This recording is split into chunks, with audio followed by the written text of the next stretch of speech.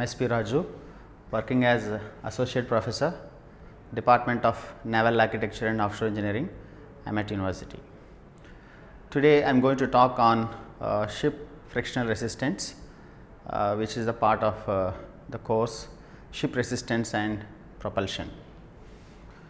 In this, the topics mainly what we cover are resistance definition, resistance components, frictional resistance, ITTC formulation, form factor, boundary layer, hull roughness, hull fouling and frictional resistance reduction. Okay. How do we define resistance? Resistance is defined as the force required to pull the vessel at a design speed in calm water. So, understanding is that the ship is moving at constant speed and in a straight course, and water is calm, no waves and no currents, and sufficient depth of water is assumed because no bottom effects will be considered. The frictional components, resistance components are frictional resistance, wave making resistance, eddy making resistance, spray resistance and appendage resistance. So, the total resistance is divided into two main components. One is pressure component and another is friction component. Again, the pressure component is subdivided into wave making resistance and viscous pressure resistance. So, the friction resistance and viscous pressure resistance is together known as viscous resistance. So, at the end the wave making resistance and viscous resistance is the total resistance. The total resistance is frictional resistance plus residual resistance. The residual resistance consists of wave making resistance, eddy making resistance, spray resistance. This is the practical way of subdividing the resistance components. Basically, when we do the model testing, we can find out frictional resistance using ITTC 1957 method, and then remaining part from the total resistance is the residual resistance. So, CT is equal to CF plus CR, and the total resistance coefficient is defined as is the ratio of total resistance and of rho SV square. Coming to the frictional resistance in detail now, it is due to viscosity, and frictional resistance is a very important component in slow speed ships, and wave making component dominates at speeds above the 0.3 Froude numbers, and prediction of frictional resistance is very important for slow speed ships to get the ship performance. Now, if you see the picture here, the entire forces can be divided into normal forces and tangential forces.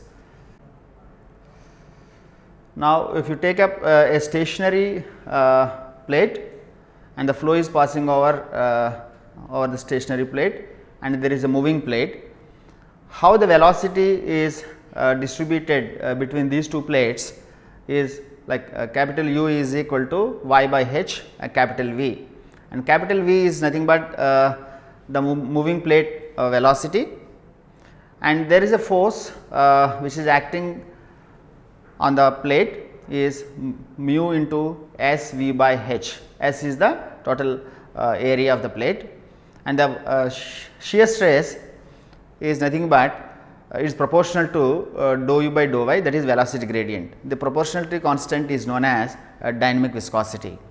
Now, the frictional resistance formulation, William Froude has done extensive studies on the frictional resistance using various lengths of the planks and various roughness values, and he has formulated like R is equal to, that is frictional resistance is equal to F S V to the power of n. Then when it comes to the F, it decreases with increase in length of the plank, and n is less than 2 generally, but when surface roughness increases it becomes 2. The degree of surface roughness has influence on the value of F. R. E. Froude, who is the son of William Froude, followed his father, and he has done more studies on the frictional resistance, and he has done experiments on various planks with different surface roughness, and he has come up with that coefficient n as 1.825. Now, the frictional resistance can be estimated using this formula, that R f is equal to F S V to the power of 1.825. Snoher has come up with a different formula which depends on Reynolds number. Reynolds number is nothing but V L by nu. V is the velocity, L is the length of the ship, and nu is the kinematic viscosity, and this is an implicit function. 1 by root Cf is equal to 4.13 log 10 Re Cf. Then Hughes has come up with a different formula. Cf is equal to 0.066 by log 10 Re minus 2.03 whole square. This was considered by the ITDC, that is International Towing Tank Conference, as a model ship correlation line, but after that they have done huge discussions, and they consider around 12% increase for the 3D effects.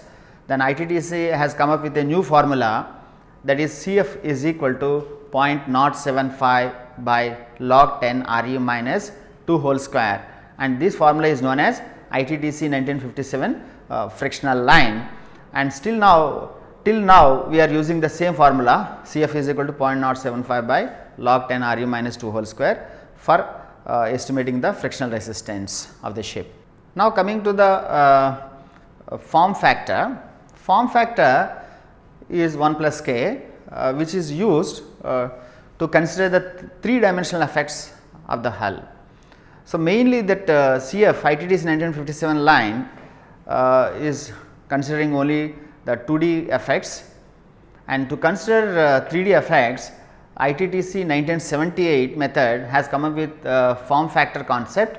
This form factor can be found using model tests. When you are doing model tests, if you do the model test from 0 speed to the more than design speed, then we can plot a CF curve and then a total resistance curve. Then a line drawn parallel to the ITDC 1957 line is this. Now, the difference between these two is known as 1 plus k. Now, you can see the components of the resistance. Now, CF ITDC 1957 line, and when you take the 1 plus k into the picture, this becomes CV, that is viscous resistance, and the remaining one is wave making resistance. So, this gives total resistance coefficient, and this curve is drawn again as the Froude number. Froude number is nothing but V by root GL. And the Prohaska has come up with a different type of estimation method from the model test data only, and then he has drawn a CT by CF total resistance coefficient divided by frictional resistance coefficient as the y axis, and x axis is Froude number to the power of 4 divided by CF. So, when you draw this data, the y intercept at 0 here is nothing but the 1 plus k. Now, coming to the boundary layer theory, whenever a fluid which is viscous is flowing over a body like this, ship. Because of the viscosity, there will be shear stresses on this body and a thin layer will be formed over this body. Now, the boundary layer thickness is increasing along the length of the body, and outer side of this boundary layer is an inviscid fluid. For all mathematical calculations, the flow outside of this boundary layer can be considered as an inviscid fluid. Now, in the boundary layer, if you see over a flat plate, whenever flow is passing over a flat plate, we will see a laminar flow and a boundary layer turbulent boundary flow, and there will be a transition in between. Now, what is the laminar flow? So, laminar flow is very smooth, orderly and steady. When it comes to the transition, smooth flow breaks down, and in the turbulent flow you can see this erratic one. So, erratic, random motion, and boundary layer thickness increases.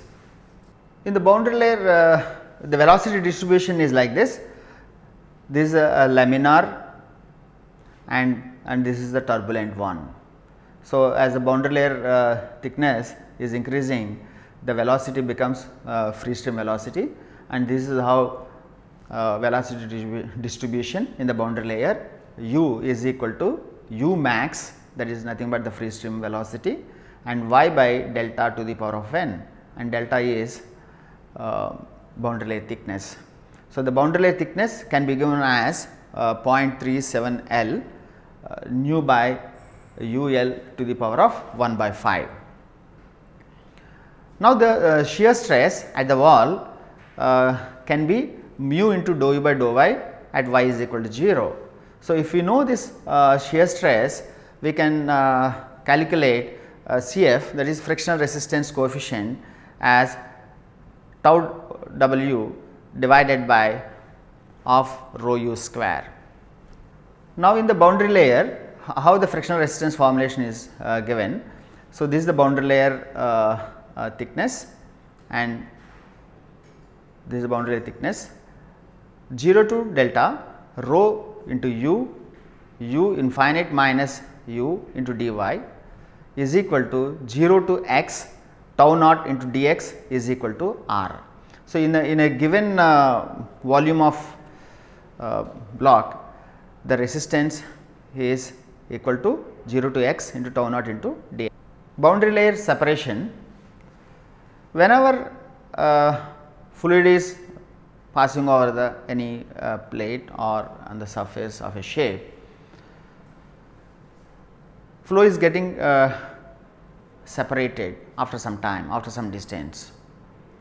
For a flat plate where pressure is constant in the flow will not separate from the surface. If the pressure is falling in the direction of the flow, termed as a favorable pressure gradient, then the flow is not likely to separate. If the pressure is increasing, termed as adverse pressure gradient, then there is a relative loss of speed within the boundary layer. So, velocity will reduce to 0 at the body surface at some point of length, then the flow gets separated.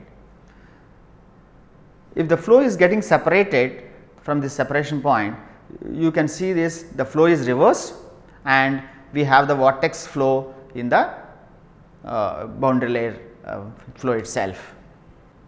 Coming to the separation drag. So, flow separation can occur in laminar as well as turbulent boundary layer. Separation can occur easily in the laminar flow. For flow over golf ball, laminar flow separation will have more drag than turbulent flow separation.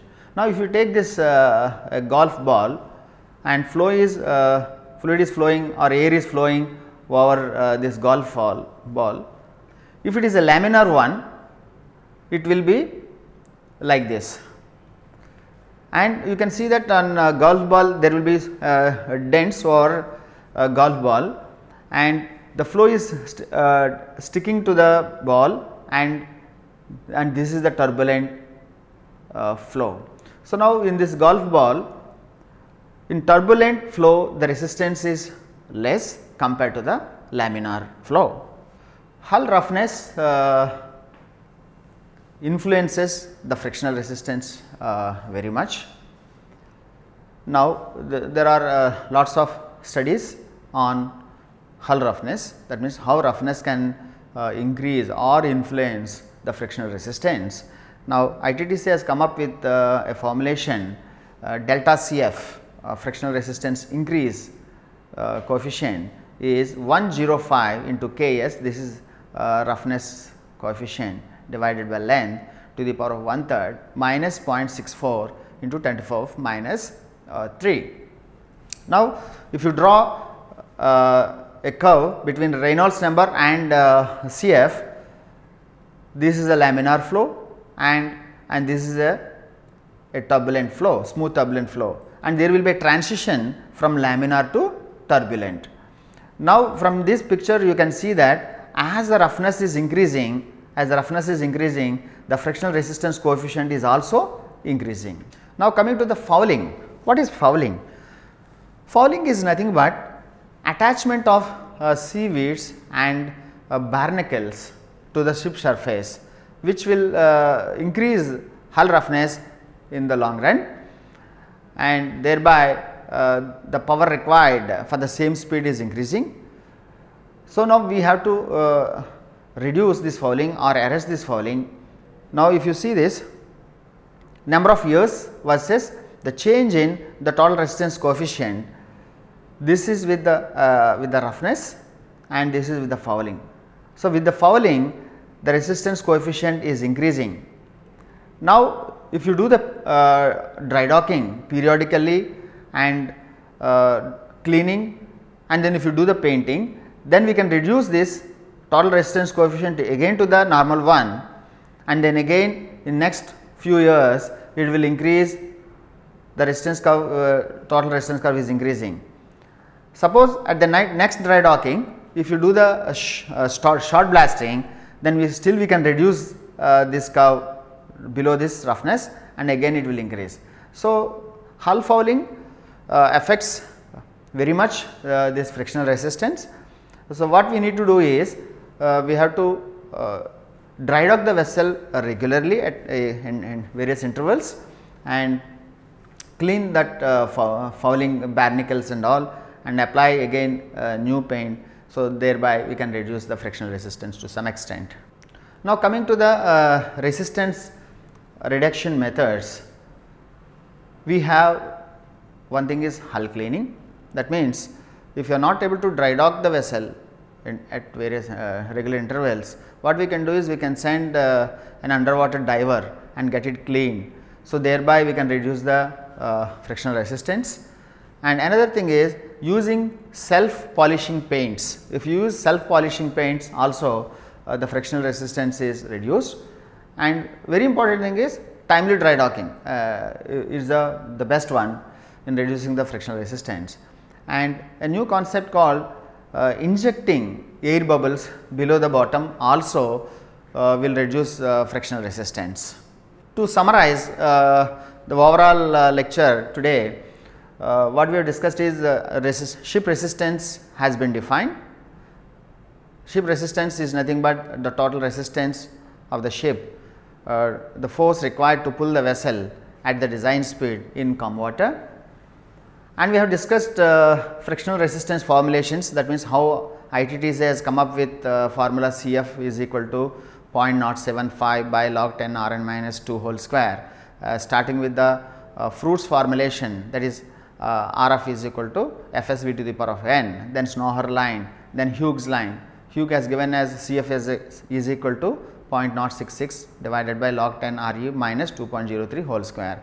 So, from there, considering some 3-dimensional effects, ITTC 1957 has come up with ITTC 1957 frictional line, CF is equal to 0.075 by log 10 Rn minus 2 whole square.